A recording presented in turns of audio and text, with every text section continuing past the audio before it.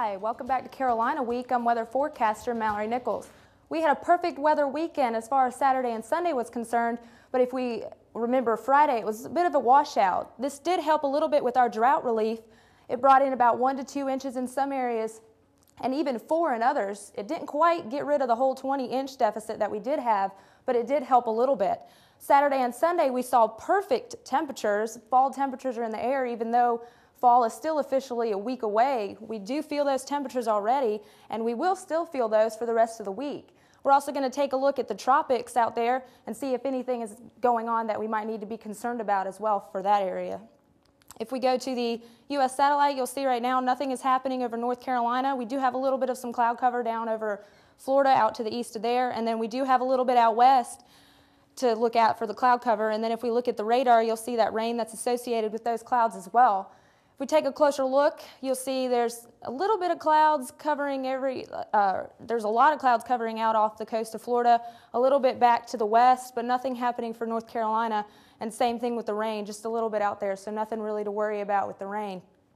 If we go to the current surface map, you'll see we have that stationary front, which is what brought the tornadoes. We did have 11 reported tornadoes for Friday. Well, that's pushed out off the coast.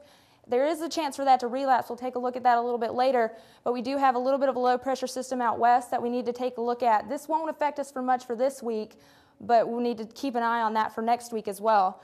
If we go to Tuesday's surface map, you'll see that rain that's associated with the stationary front out there has started to push a little bit back. You see the rain cover is headed a little more towards the coast, and then if we take a look at Wednesday, you'll see it is on the coast. That's caused by this high pressure system that's sitting up to the north of us. The flow around it's causing that precipitation to move back. The triangle should be clear for that rain, which is kind of bad since we are in a deficit, but we may see a little bit of that on Thursday and Friday, and then we'll keep an eye on this low pressure system moving east in our direction for the early part of next week.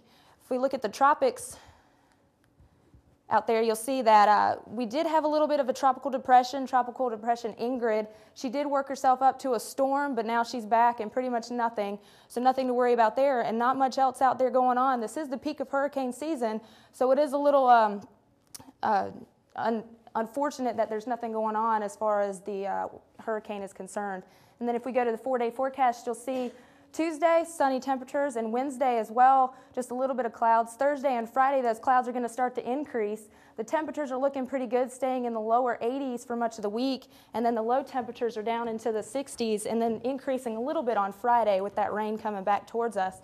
But for the most part, the temperatures look pretty good for the rest of the week, so that fall is definitely in the air.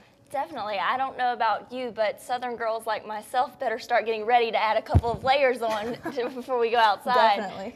Mallory, thanks.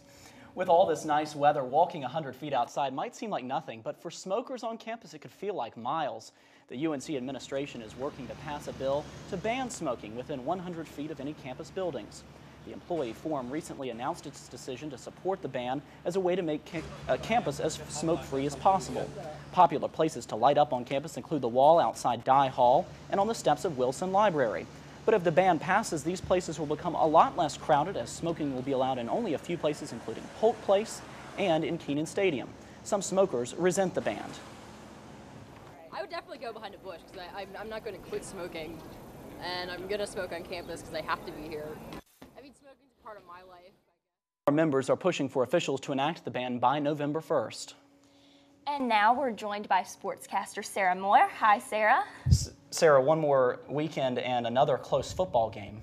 Yeah, I saw you at the game, and it looked like you were having a lot more fun than the guys out on the field. Yeah. Coming up in sports, Butch and the boys took to the field on Saturday with high hopes for their ACC opener. We'll have the highlights.